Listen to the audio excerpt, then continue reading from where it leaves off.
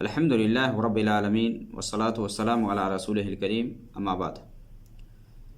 کوئی بھی بات تشہیر کرنے سے پہلے، عام کرنے سے پہلے، پھیلانے سے پہلے ہمیں اس کی تحقیق کر لینی چاہیے کہ آیا یہ صحیح ہے یا غلط، بجائے اس کے کہ ایک آدمی سن کر کے ذہنی بیماری میں مبتلا ہو جائے اور پریشان ہو کہ نہیں ایسا ہے ویسا ہے، اس طرح کی بات ہے۔ اب اس کو لے کر کے بہت سارے لوگ پریشان ہو جاتے ہیں۔ اسی لیے اسلام نے ایک اصول، ایک ضابطہ دیا ہے، ایک قاعدہ دیا ہے۔ قرآن میں اللہ رب العالمین نے فرمایا ہے سورہ حجرات کے اندر، یا ایھا الذین آمنوا ان جاءکم فاسق بنبأ فتبینوا ان تصیبوا قوما بجہالہ فتصبحوا علی ما فعلتم نادمین، کہ کوئی بھی فاسق و فاجر تمہارے پاس کوئی خبر لے کر کے آئے تو تم پہلے تحقیق کر لو۔ ایسا نہ ہو کہ جہالت میں تم کسی قوم کو نقصان پہنچاؤ اور پھر تم خود اس پر شرمندگی محسوس کرنے لگو۔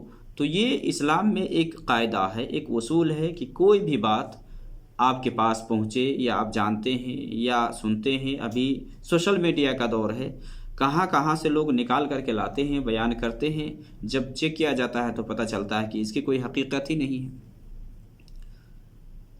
عوام الناس میں، لوگوں میں، خاص کر کے عورتوں میں یہ بات بہت مشہور ہے، اور بہت ساری لڑکیاں جن کی شادی نہیں ہوئی ہے وہ پریشان رہتی ہے۔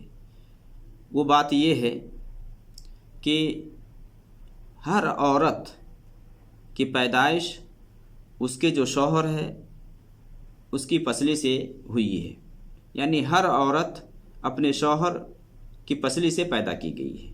یہ بات لوگوں میں عام ہے، اس لیے بہت ساری لڑکیاں وہ پریشان رہتی ہیں کہ کدھر ہے جس کی ہڈی سے میں پیدا کی گئی ہوں، جو میرے شوہر بننے والے ہیں وہ کدھر ہے، نہیں ہے۔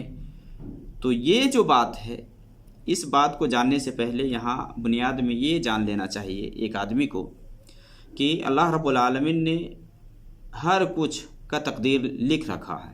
اِنَّا كُلَّ شَيْءٍ خَلَقْنَاهُ بِقَدَرٍ، اللہ رب العالمین نے فرمایا ہے کہ ہم نے ہر کچھ کو اندازے سے پیدا کیا ہے، ہر کچھ لکھ رکھا اللہ رب العالمین، ہر کچھ، اور ہر کسی کو اللہ رب العالمین نے جوڑا جوڑا بنایا ہے۔ وَخَلَقْنَاكُمْ أَزْوَاجًا، اللہ نے فرمایا کہ ہم نے تمہیں جوڑا جوڑا بنایا ہے۔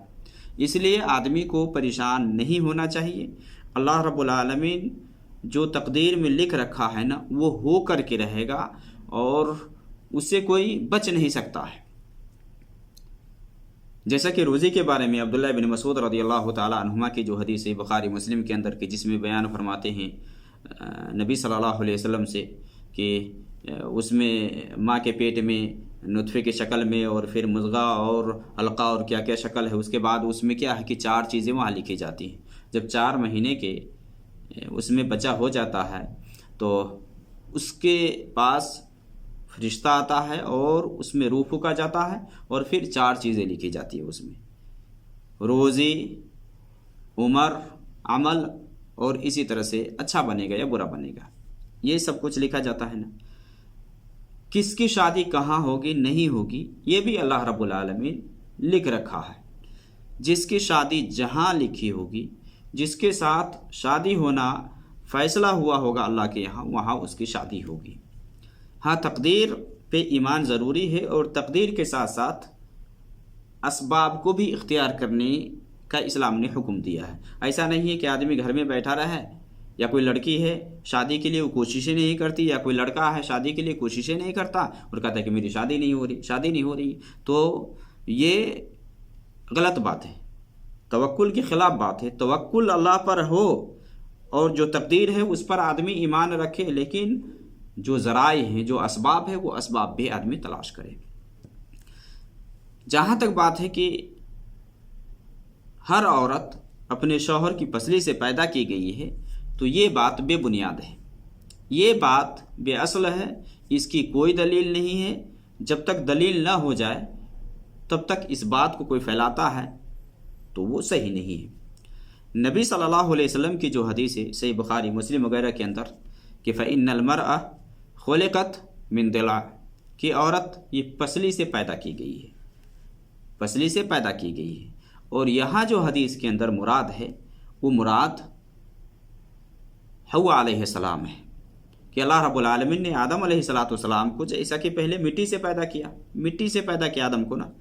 अब आदम के लिए सुकून का ज़रिया चाहिए था, मर्द के लिए सुकून का ज़रिया चाहिए था, तो अल्लाह रब्बुल आलमीन ने आदम की पसली से हव्वा को निकाला है, हव्वा को निकाला। अब जैसा कि फरिश्तों को अल्लाह रब्बुल आलमीन ने नूर से पैदा किया है,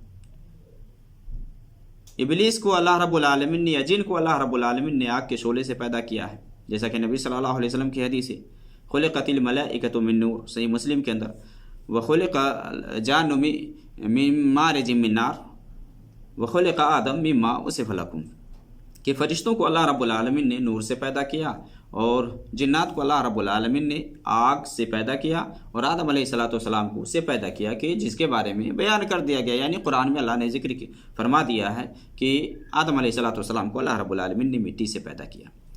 आदम अलैहिस्सलाम के लिए औरत की ज़रूरत थी, अल्लाह रब्बुल आलमीन दुनिया को बसाना चाहता था।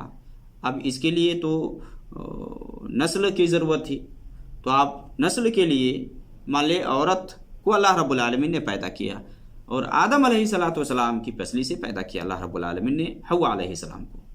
तो आप सल्लल्लाहु अलैहि वसल्लम ने फरमाया कि इस्तौसु बिन निसा, कि औरतों के बारे में मेरी वसीयत कबूल करो। और आपने फरमाया कि क्योंकि ये औरत ये पसली से पैदा की गई है और पसले की जो हड्डी है ये टेढ़ी हड्डी होती है, इसलिए आप सल्लल्लाहु अलैहि वसल्लम ने फरमाया कि ऊपर का हिस्सा है ये सबसे ज़्यादा टेढ़ा होता है, तो इससे अगर कोई शख्स सीधा करने की कोशिश करेगा तो वो तोड़ देगा। मुराद ये है कि नौबत तलाक तक आ जाएगी। इसलिए आप सल्लल्लाहु अलैहि वसल्लम ने फरमाया कि अगर छोड़ दोगे तो वो अपनी हालत पर रहेगी। वो औरत के अंदर ये चीज़ डाली गई है, उसके अंदर टेढ़ापन है।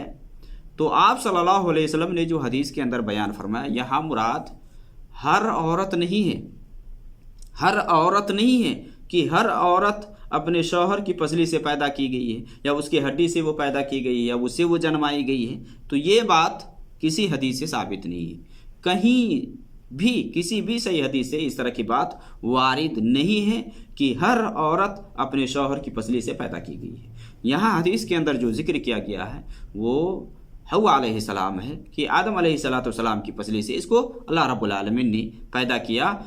लेकिन आम औरतों की जो बातें की जाती है और लड़कियां और औरतें जो परेशान रहती है कि हमारे शौहर कहाँ है जिसकी हड्डी से हम पैदा किए गए हैं, तो ये फजूल की बात है, ये बेबुनियाद बात है, इस पे कोई दलील नहीं है, इस पे कोई दलील नहीं है। इसलिए इस तरह की चीज़ों को अपने जहन में ला करके ख़ुद को परेशान करना और इस बात को फैलाना ताकि दूसरे लोग परेशान हो, ये सही बात नहीं है।